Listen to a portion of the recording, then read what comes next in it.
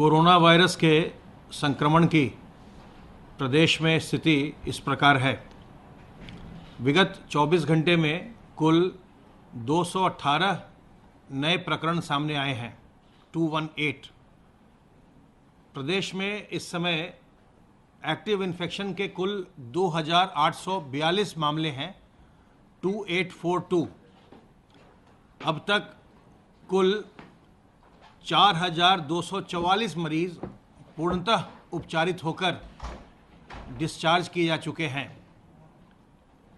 Corona virus के संक्रमण से अभी तक कुल 198 लोगों की मृत्यु हुई है और इस समय आइसोलेशन वार्ड में 2916 लोग रखे गए हैं, जिनका इलाज विभिन्न चिकित्सालयों में या चिकित्सा महाविद्यालयों में चल रहा है। फैसिलिटी क्वारंटाइन में 8507 लोग हैं।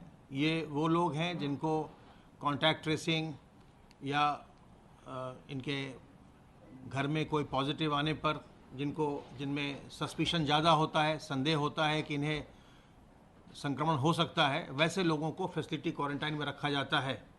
और इस समय 8507 लोग फैसिलिटी क्वारंटाइन में हैं, जिनके सैंपल लेकर के उनकी जांच करवाई जा रही है। कल प्रदेश में सर्वाधिक सैंपल्स की जांच हुई और कल 9981 सैंपल की जांच की गई और अब तक जो एक बेंचमार्क है, अब आज हमारा जो कुल सैंपल जांच होने की संख्या है वो 2.5 लाख पार हो चुकी है। अब तक कुल 2,53,989 सैंपल की जांच की जा चुकी है। पूल सैंपल के अंतर्गत कल 918 5-5 सैंपल के पूल लगाए गए और 71 10-10 सैंपल के पूल लगाए गए। आरोग्य सेतु ऐप का हम निरंतर उपयोग कर रहे हैं और यह ऐप हमारे लिए बहुत ही उपयोगी सिद्ध हुआ है। अपने कंट्रोल रूम से जिन्हें भी अलर्ट जनरेट होता है उन्हें हम फ़ोन करवाते हैं। उसके अतिरिक्त जिन्हें भी अलर्ट जनरेट होता है उनकी सूचना हम संबंधित ज़िलों को भी देते हैं ताकि वे भी उनसे बातचीत करके उनका हालचाल ले सकें। अब तक हमारे स्टेट के हेडक्वार्टर से, यहाँ से कंट्रोल रूम से 40,920 लोगों को कॉल किया जा चुका है। इसमें से 112 ने बताया कि वो इस समय संक्रमित हैं और चिकित्सालयों में भर्ती हैं। 49 ने बताया कि उनका संक्रमण अब दूर हो गया है, उन्हें डिस्चार्ज किया जा चुका है उपचार के बाद, और 1260 लोगों ने यह बताया कि वो इस समय क्वारंटाइन में हैं। सर्विलेंस का काम लगातार चल रहा है और अब तक 12,998 एरियाज़ में सर्विलेंस का काम हुआ है। इसमें 96,773 96,773 टीम्स ने काम किया है।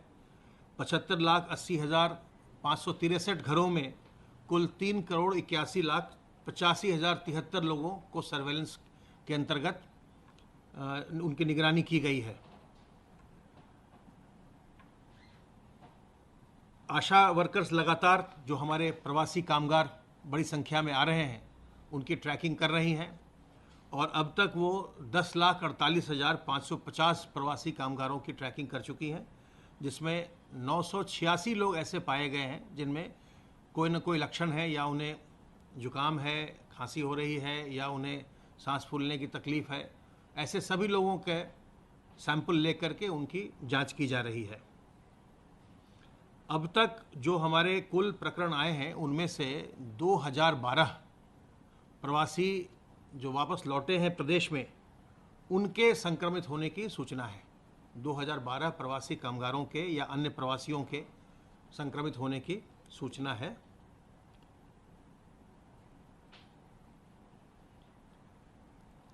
हम आपको ये बताना चाहेंगे कि कल आपको अपर मुख्य सचिव गृह पल्स ऑक्सीमीटर दिखवा रहे थे, उसे सभी जनपदों में भिजवा दिया गया है उपयोग के लिए, उपयोग में लाने के लिए, ताकि लोगों के ऑक्सीजन सैचुरेशन लेवल को जांचा जा सके। सभी जनपदों को पल्स ऑक्सीमीटर उपलब्ध करवा दिया गया है और इंफ्रारेड थर्मोमीटर सभी जनपदों के पास पहले से थे।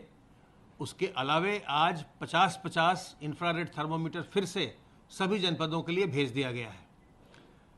हमारे जो टेस्टिंग की क्षमता है वो निरंतर बढ़ रही है। आज आपने देखा कि हम लगभग 10,000 पहुंच गए हैं, 9,981, और 20 ट्रूनेट नई मशीनें, ट्रूनेट की मशीनें आ गई हैं और 55 अगले 3-4 दिन के भीतर और आने वाली हैं। हर ज़िले को हम एक ट्रूनेट मशीन देना चाहते हैं, जिससे जो इमरजेंसी में जो ऑपरेशंस होने होते हैं, जहां भी कहीं संदेह हो, उसका तत्काल उसकी जांच की जा सके। और ट्रूनेट मशीन 1-1.5 घंटे के अंदर ही ये बता सकती है कि किसी व्यक्ति को संक्रमण है अथवा नहीं है, और उसके आधार पर आगे की कार्रवाई की जा सकती है। तो ये सभी जनपदों में अगले हम 5 दिन 6 दिन में सभी जनपदों को उपलब्ध करवा देंगे। 20 ट्रूनेट मशीनें आ गई हैं जो अभी 20 जिलों को दी जा रही हैं। मैं आपके माध्यम से एक बार फिर ये अनुरोध करना चाहूँगा कि चूँकि प्रवासी कामगारों में बड़ी संख्या में संक्रमण आया है, 2000 से अधिक प्रवासी कामगार संक्रमित पाए गए हैं अभी तक, इसलिए मेरा अनुरोध ये है कि वो सभी प्रवासी कामगार जो होम क्वारंटाइन में भेजे गए हैं, वो होम क्वारंटाइन में अपनी जो 21 दिन की अवधि है उसको पूरा करें।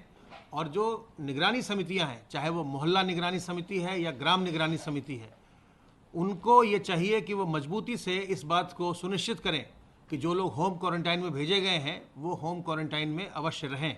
इससे जहां संक्रमण समाज में नहीं फैलेगा, वहीं प्रवासी कामगार को ये भी चाहिए कि अपने घर के भीतर भी जो लोग बुजुर्ग हैं या गर्भवती महिलाएं हैं या किसी रोग से पहले से ग्रस्त हैं, उनसे दूर रहकर अपने परिवारीजनों को भी संक्रमण से बचाएं।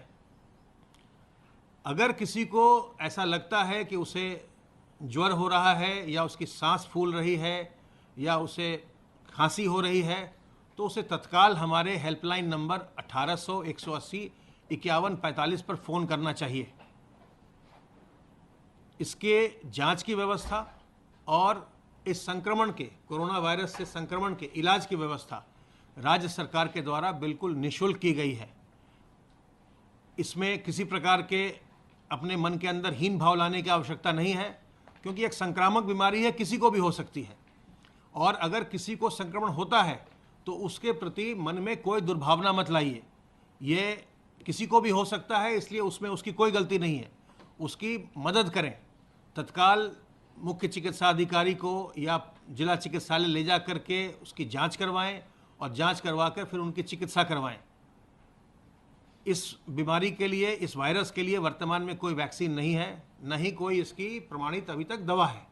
इसलिए सबसे अच्छा तरीका ये है कि हम सतर्क रह करके अपना बचाव करें, और जो व्यक्ति सतर्क रह के अपना बचाव करेगा उसे संक्रमण होने की संभावना नगण्य है। अपना बचाव करने के लिए हमें साबुन पानी से निरंतर अपने हाथ को धोते रहना चाहिए। हम जब भी सार्वजनिक स्थलों में जाएं तो हमें अपने मुंह और नाक को ढकना चाहिए, चाहे हम मास्क से ढकें, चाहे हम रुमाल से ढकें, गमछे से ढकें, दुपट्टे से ढकें, लेकिन हमें अपने मुंह और नाक को सार्वजनिक स्थलों में ढक कर रखना चाहिए। और उसके साथ ही साथ हमें लोगों से सोशल डिस्टेंसिंग मेंटेन करनी चाहिए। कहीं भी आप जाएं तो लोगों से 2 गज की दूरी मेंटेन करें, ताकि आपको अगर कोई व्यक्ति सामने संक्रमित है तो आपको उससे संक्रमण न होने पाए, और अगर आप संक्रमित हैं तो आपका संक्रमण दूसरों को न जाए। अगर आप लोगों से दूरी मेंटेन करेंगे और अपने मुंह को और नाक को ढक कर रखेंगे तो संक्रमण फैलने की संभावना बिल्कुल कम हो जाती है और हम बहुत जल्दी संक्रमण पर नियंत्रण पा सकेंगे। आप देख रहे हैं कि लगातार लोग उपचारित होकर अपने घर जा रहे हैं, इसलिए इससे घबराने की आवश्यकता नहीं है। अधिकांश लोग, 95% लोगों में इसमें कोई कॉम्प्लिकेशन नहीं होता, केवल 4-5% लोगों में कॉम्प्लिकेशन आता है। इसलिए इससे घबराना नहीं है। और जिन्हें कॉम्प्लिकेशन आता भी है वो तभी आता है जब वो देर करते हैं, विलंब से अस्पताल में आते हैं, विलंब से अपनी जांच करवाते हैं। अगर हम समय से लक्षण आते ही अपनी जांच करवाएं और अपना हम इलाज करवाएं तो इस बीमारी से किसी भी प्रकार से घबराने की कोई आवश्यकता नहीं है।